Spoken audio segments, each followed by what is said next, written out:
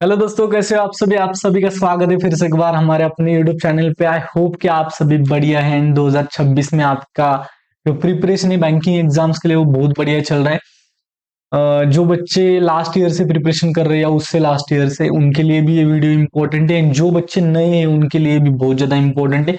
Calendar के बारे में मैं इतना ज्यादा नहीं बताने वाला हूँ, एक ट्रिक बताने वाला हूँ, एक मेथड बताने वाला हूँ। अब देखो, आईबीपीएस कैलेंडर जो 2026 का आउट हुआ उसमें हमें 5 एग्जाम्स दिखती है मैक, यानी कि जो सबसे इंपॉर्टेंट है बोल सकते हैं। एक छठी है वो स्केल 2 स्केल 3 के लिए, लेकिन IBPS PO, IBPS clerk, RRB clerk, RRB PO and IBPS ESO. लेकिन आईबीपीएस कैलेंडर जो है वो आगे जाकर कैसे दिखता है वो भी आपको देखना इंपॉर्टेंट बन जाता है। जैसे कि ये है आईबीपीएस पीओ का, यानी कि आईबीपीएस का कैलेंडर। आईबीपीएस का कैलेंडर अब आपको ऐसा दिख रहा है कि हमारी एग्जाम्स, प्रीलिम्स की एग्जाम 22 को स्टार्ट हो रही है, 22 ऑफ अगस्त को। अगस्त मीन्स जून जुलाई अगस्त, 8 मंथ। अब आपके पास 8 मंथ है कंप्लीट। 8 मंथ एंड 8 या 10 डेज ऐसा बोल सकते हैं। जब हमारा एग्जाम का सीजन स्टार्ट होगा उससे पहले मुझे लगता है एसबीआई क्लर्क हो जाएगा, एसबीआई क्लर्क, एसबीआई पीओ हो सकता है। एग्जैक्ट किसी को पता नहीं है। आगे जाते हैं, थोड़ा बहुत ये मुझे बताना नहीं है, ये तो आपने देखा ही होगा। आगे देखो कि ये जो था ना, ये 2025 वाला कैलेंडर था। जो आईबीपीएस का कैलेंडर ऐसे ही आया होगा ना 2025 वाला, लेकिन वो आगे जाकर ऐसे हुआ कि इतने सारे एग्जाम्स हुए, यानी कि दिखती थी 5, उसमें ऐड हो गई एसबीआई पीओ वाली, एसबीआई क्लर्क वाली, उसके बाद आरबीआई ग्रेड बी, उसके बाद NICL AO, LIC AO, OICL AO and आगे जाकर आरबीआई ऑफिस असिस्टेंट। अभी अभी जो नोटिफिकेशन आउट हो चुका है, एनआईसीएल असिस्टेंट आ सकता है, आरबीआई असिस्टेंट भी आ सकता है, एलआईसी असिस्टेंट भी आ सकता है। यानी कि ये जो एक्सपेक्टेड है, ओआईसीएल एओ का फेब में मेंस है मुझे लगता है। हाँ यस, फेब में मेंस होगा। उसके बाद ए डबल आई सी एओ।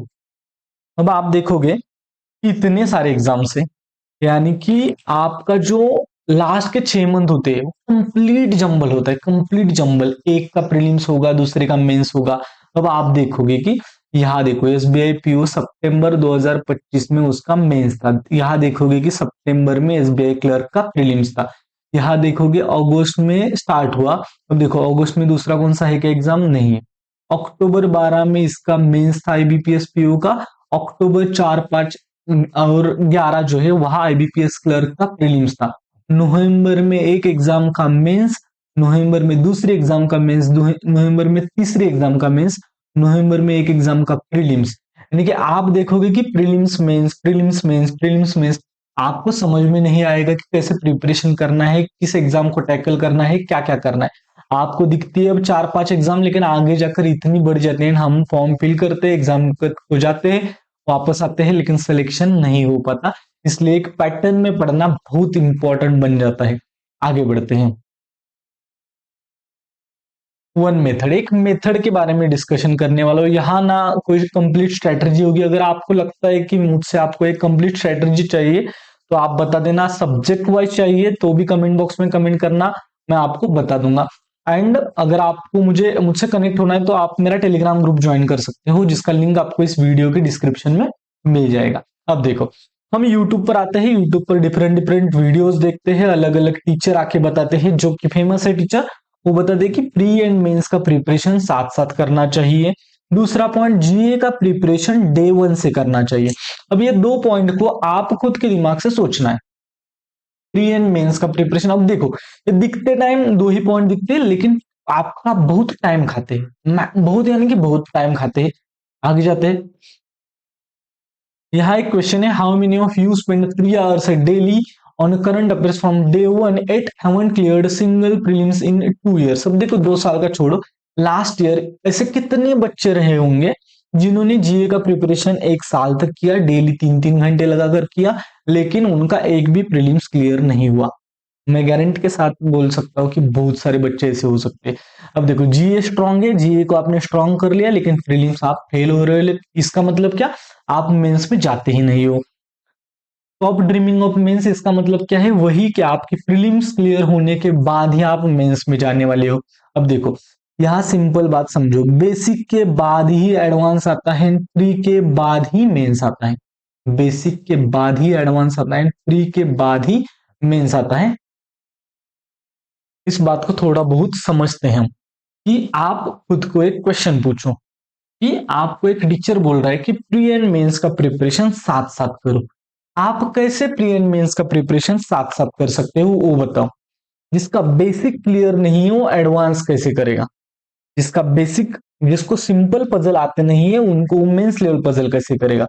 जिसको सिंपल डीआई आता नहीं है वो मेंस लेवल डीआई कैसे करेगा। जिसके कैलकुलेशन स्पीड अच्छा नहीं है, जिसकी यानी कि प्रीलिम्स ही क्लियर नहीं होती, जिसका प्रीलिम्स के लिए जो बेस लगता है, सॉरी मेंस के लिए जो बेस लगता है वो बेस ही क्लियर नहीं है, वो मेंस क्लियर कैसे करेगा या वो मेंस का प्रिपरेशन प्री के साथ कैसे करेगा। पहला क्वेश्चन ये। मैं इसका दूसरा यानी कि आपके दिमाग में दूसरा एक क्वेश्चन होगा, फिर क्या सर प्री में यानी कि प्री का रिजल्ट लगने के बाद मेंस करना चाहिए। ऐसा मैं बिल्कुल बोला नहीं हूं। मैं क्या बोल रहा हूं अच्छे से सुनो, यानी कि आप पढ़ाई पढ़ाई पढ़ाई में इतना ध्यान देते हो कि एक्चुअली पाथ भूल जाते हो, कैसे जाना होता है एग्जाम क्लियर करने के लिए वो भूल जाते हो। ऐसा मत करो, बिल्कुल मत करो। जैसे कि मैं बोला कि बेसिक के बाद ही एडवांस आएगा एंड प्री के बाद ही मेंस आएगा, मेंस के बाद ही इंटरव्यू आएगा, तो आपको वैसे ही स्टेप वाइज जाना पड़ेगा। लेकिन क्या आपको प्री का रिजल्ट लगने के बाद मेंस का प्रिपरेशन करना चाहिए? बिल्कुल नहीं। उसके लिए हम यहाँ आते हैं कि मेथड ऑफ टिक। यहाँ इसका मतलब है ये जो है वो राइट टिक है। मेथड ऑफ राइट टिक बोल सकते हो, मेथड ऑफ टिक। इसका मतलब मैं समझाता हूँ। जो मेरा मेंटरशिप प्रोग्राम है मैंने जो लॉन्च किया है वहां मैं बच्चों के साथ जब डिस्कशन करता हूँ तब ये वाली मेथड में उनके साथ डिस्कस करता हूँ, वही मेथड में आपके साथ शेयर करने वाला हूँ। जी हाँ, देखो प्री, आपके पास प्री है, आपके पास मेंस है, आपके पास इंटरव्यू है। इंटरव्यू का तो छोड़ दो, इंटरव्यू लास्ट में, इंटरव्यू में इतना कुछ नहीं। मेंस का अच्छा प्रिपरेशन हो गया, जीए का अच्छा प्रिपरेशन हो गया तो इंटरव्यू में दिक्कत नहीं आती। इंटरव्यू का हम प्रिपरेशन करेंगे। लेकिन प्री एंड मेंस है। प्री में जब आपका परसेंटाइल 85 प्लस हो जाता है, 85 या 90 प्लस हो जाता है, 80 प्लस हो जाता है, तब आप मेंस के ऊपर शिफ्ट हो सकते हो। इसका मतलब मैंने ऐसा बिल्कुल नहीं बोला कि प्री में आप प्री क्लियर करने के बाद आपको जिस दिन लगा कि आपकी अब प्रीलिम्स क्लियर होने वाली है उस दिन से आपको मेंस का प्रिपरेशन स्टार्ट करना है। तब तक मेंस का प्रिपरेशन बिल्कुल स्टार्ट नहीं करना है। अब थोड़ा बहुत आगे बढ़ते हैं। यहाँ देखो, फिर प्री से हम यानी कि हम कंप्लीट छोटे से छोटे पॉइंट में जाने की कोशिश करेंगे। यहाँ मैंने लिखा था एक कुछ तो कि हमें अगर कहाँ भी पहुंचना है तो हमें कंप्लीट जीरो से स्टार्ट करना पड़ेगा। जीरो यानी कि उससे नीचे कुछ भी नहीं हो सकता। तो हम यहाँ आए प्री क्लियर करना चाहिए, यानी कि इसका मतलब यहाँ लिखा है मैंने प्री को टिक लगने के बाद मेंस में जाएंगे। अब प्री के बारे में, प्री के अंदर थोड़ा बहुत घुसते कि प्री में क्या क्या होता है। क्वांट होता है, रीजनिंग होता है, इंग्लिश होता है। उसमें अगर समझो कि आपका रीजनिंग कवर है तो आप क्या करोगे, क्वांट एंड इंग्लिश के ऊपर फोकस करोगे, तो रीजनिंग को लगे tick and quant and English को नहीं लगी। अब देखो थोड़ा बहुत आगे बढ़ते हैं तो क्वांट में आपने सब्जेक्ट निकाले कि एवरेज, रेशो, सभी, सॉरी क्वांट में आपने सभी टॉपिक्स लिखना स्टार्ट किया कि average, ratio, percentage, profit and loss, time and work. Average को टिक किया, इसका मतलब एवरेज आपका हो गया है। रेशो को टिक किया, रेशो हो गया है। परसेंटेज को टिक किया, परसेंटेज हो गया है। प्रॉफिट एंड, अब देखो मैंने ऐसे इतने बच्चे देखे हैं, यानी कि मैंने बहुत सारे ऐसे बच्चे देखे हैं जिनका प्रिपरेशन क्या उन्होंने किया है लास्ट 1-2 साल में उनको पता ही नहीं है। अगर उन्होंने ये सिंपल मेथड यूज की होती कि एक चैप्टर पढ़ने के बाद अगर वो उसके 90 प्लस प्लस क्वेश्चन आपको आते हैं, 90 प्लस परसेंटेज क्वेश्चन आपको आते हैं, तो आप उस चैप्टर को टिक करो। अगर आपने ऐसे किया होता तो आपको तो पता होता कम से कम कि आपका प्रिपरेशन क्या हुआ है। आप प्रिपरेशन को ट्रैक ही नहीं कर पाते, तो प्रिपरेशन को ट्रैक करना स्टार्ट करो। अब मैं कहा गया, पहले तो मैं बोला कि प्री मेंस इंटरव्यू, उसके बाद में गया प्री में, प्री आपका क्लियर हो गया। प्री में अब हमने देखे सब्जेक्ट क्वांट, रीजनिंग, इंग्लिश, तो उसमें आपका रीजनिंग कवर है तो हमने देखा क्वांट। क्वांट में अगर आपके ये सारे चैप्टर से ये चैप्टर में ये कवर किया, ये कवर किया, ये कवर किया, तो आपको समझ में आ जाएगा कि मेरा ये चैप्टर कवर है, ये चैप्टर नहीं है। अब इसको थोड़ा सा डिटेल में देखते हैं फिर से एक बार। स्टार्ट कहां से होगा? स्टार्ट ये वाले पॉइंट से नहीं होगा, स्टार्ट ये वाले पॉइंट से होगा। क्वांट, रीजनिंग एंड इंग्लिश, ये 3 सब्जेक्ट आपके सामने होंगे। उसमें से रीजनिंग का ये एक चैप्टर कंप्लीट हो गया, क्वांट का दूसरा चैप्टर, रीजनिंग का दूसरा, क्वांट का ये वाला हो गया, क्वांट का ये वाला हो गया, इंग्लिश का एक हो गया, दूसरा हो गया। यहाँ से आपको समझ में आ जाएगा कि रीजनिंग के इतने इतने इतने टॉपिक क्लियर। अब रीजनिंग के सभी टिक लग गए, इसका मतलब अब रीजनिंग के ये वाला सेक्शन क्लियर। वैसे ही कॉन्ट को लग गए तो कॉन्ट का ये वाला सेक्शन क्लियर। अब जैसे वैसे इंग्लिश में लग गए ये वाला सेक्शन। अब यहाँ ये होने के बाद यहाँ अगर आपका परसेंटाइल 80 या 85 प्लस जाने लगा, इसको टिक लगेगी एंड आप जाओगे यहाँ। आई होप कि यहां तक आपको अच्छे से समझ में आ गया है। यही मुझे आपको समझाना है कि कंप्लीट बेस में जाओ और उसको टिक टिक टिक लगाते लगाते लगाते आगे जाओ। आपका reasoning cover, okay reasoning cover, आपका क्वांट कवर, आपका इंग्लिश कवर, अभी ये कवर हो गया। आपका परसेंटाइल 85 आने लगा। सपोज कि मैं अगर प्रिपरेशन कर रहा हूं, मैं मेंस में नहीं घुसूंगा, मैं पहला प्रीलिम्स कवर करूंगा। प्रीलिम्स 3 मंथ का टारगेट रखूंगा। अब सपोज कि मैं अप्रैल तक मैंने डिसाइड किया कि मुझे अप्रैल तक 85 प्लस परसेंटाइल लेके जाना है। तो मैं 85 प्लस परसेंटाइल मेरा जिस दिन गया, उस दिन से आगे मैं क्या करूंगा, डेडलाइन जैसे लिखा है, उस दिन से आगे मैं यहाँ एक मॉक लगाऊंगा, यहाँ एक सुबह एक मॉक लगाऊंगा, शाम को एक मॉक लगाऊंगा। कंप्लीट डे मेंस का प्रिपरेशन स्टार्ट। जीए का प्रिपरेशन कब स्टार्ट करना है, वही तो बोल रहा हूँ कि जीए का प्रिपरेशन कब स्टार्ट करना है, जिस दिन आपको पता है कि आपका परसेंटाइल 85 प्लस जा रहा है। जब तक नहीं जा रहा है तब तक प्रीलिम्स में ही रहो, नहीं तो आगे जाओगे, मेंस का प्रिपरेशन करोगे, जीए का प्रिपरेशन करोगे, लेकिन मेंस दे ही नहीं पाओगे। आपको समझ में आना चाहिए, किसी को तो पूछो जाकर। यही होता है आपके साथ सारी, यानी कि प्री एंड मेंस साथ में लेकर जाओ, प्री एंड मेंस साथ में लेकर जाओ, जीए का प्रिपरेशन डे 1 से करो। 3-3 घंटे डेली जाते हैं, 1 साल के 3-3 घंटे, एंड बच्चे प्रीलिम्स भी क्लियर नहीं कर पाते। तो आप स्टेप वाइज जाओ, एक एक स्टेप। एक दिन ऐसा आएगा, आपको समझ में आएगा कि मेरा 85 प्लस परसेंटाइल आ रहा है प्रीलिम्स में, दैट सीट, इसका मतलब मेरी प्रीलिम्स आगे जाकर क्लियर होने वाली है। ये आपको पता चल गया अप्रैल में, तो अप्रैल से आप स्टार्ट करो मेंस का प्रिपरेशन। तो वहां क्या करना है, सुबह मॉक लगाओ, शाम को मॉक लगाओ, दिन भर मेंस का प्रिपरेशन करो। मेंस का प्रिपरेशन फिर उसमें जी ऐड करो, मेंस लेवल डी ऐड करो, मेंस लेवल, फिर जाओ क्वांट के पहले चैप्टर से, वहां उससे यानी कि बेसिक टू एडवांस लेकर जाओ, दूसरा बेसिक टू एडवांस लेकर जाओ, तीसरा बेसिक टू एडवांस लेकर जाओ, रीजनिंग में जाओ, कोडेड इनइक्वालिटी करो, कोडेड ब्लड रिलेशन करो, सिलॉक करो, रिवर्स सिलॉक करो। तो आपका प्रिपरेशन अच्छा अच्छा अच्छा अच्छा होता जाएगा।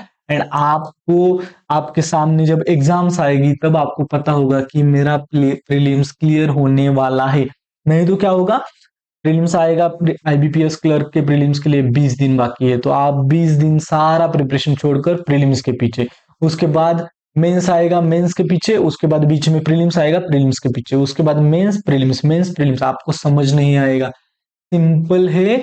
अगर एक बार प्रीलिम्स को टिक लग गई तो आप क्या करोगे, आप सिर्फ मेंस का प्रिपरेशन करोगे। 2-3 दिन पहले कंप्लीट प्रीलिम्स का प्रिपरेशन, यानी कि प्रीलिम्स के एग्जाम के पहले 2-3 दिन कंप्लीट प्रीलिम्स का प्रिपरेशन, नहीं तो मेंस का प्रिपरेशन। सुबह शाम प्रीलिम्स की मॉक, दिन भर मेंस का प्रिपरेशन। आई होप कि सारी बातें आपको समझ में आ गई है। अब देखो यहाँ एक पॉइंट लिखा है कि डिफरेंट स्टूडेंट डिफरेंट, यानी कि अब देखो अलग अलग स्टूडेंट हैं जिनका अलग अलग लेवल पे स्टडी हुआ है, लेकिन आप खुद का एनालिसिस कर सकते हो। जाकर बैठो और देखो कि इन पॉइंट में से कौन से पॉइंट आपके क्लियर है, कहाँ कहाँ मैं तक टिक लगा सकता हूँ, टिक लगा सकती हूँ, वो जाकर देखो एंड वहां जाकर टिक लगाओ। ओके, रीजनिंग में यहाँ यहाँ टिक लग रही है। अब देखो कि रीजनिंग आपका सब्जेक्ट स्ट्रांग है, वहां 35 में से 33 32 आ रहे, लेकिन आप स्टिल रीजनिंग में ज्यादा टाइम दे रहे हो। ऐसा मत करो, आपका टाइम वो क्वांट में लगाओ। क्वांट अगर अच्छा है तो रीजनिंग में लगाओ, क्वांट एंड रीजनिंग अच्छा है तो इंग्लिश में लगाओ। आपको पता हो हमारा ब्रेन क्या करता है, हमारा ब्रेन इजी जो है वही करना स्टार्ट कर देता है, फिर से एक बार। हमें रीजनिंग पजल में मजा आ रहा है तो पजल ही कर रहे हैं, पजल ही कर रहे हैं, लेकिन वो तो हो गया ना, वो सब्जेक्ट स्ट्रांग हो गया। अब इंग्लिश के ऊपर शिफ्ट होना इंपॉर्टेंट है। आई होप कि ये मेथड ऑफ टिक आपको काम आएगी एंड आपको समझ में भी आई होगी। बेसिक से जाना है कंप्लीट जीरो से, फिर वो टॉपिक वाइज, फिर वो सब्जेक्ट, सब्जेक्ट से प्री, प्री से फिर प्री को टिक होने के बाद मेंस, मेंस को टिक लगने के बाद आपका इंटरव्यू हो जाएगा। लास्ट का सीजन आपका, लास्ट के जो 6 मंथ है वो अगर आपको लगता है कि अच्छे जाने चाहिए तो प्रीलिम्स को जल्द से जल्द टिक लगाओ, प्रीलिम्स को जल्द से जल्द टिक लगाओ। आई होप कि आपको सारी बातें समझ में आ गई है। Thank you so much for watching. अगर वीडियो अच्छा लगा हो please like share subscribe and comment box में कमेंट कर देना। टेलीग्राम की लिंक आपको वीडियो के डिस्क्रिप्शन में मिल जाएगी। Bye bye to all the very best.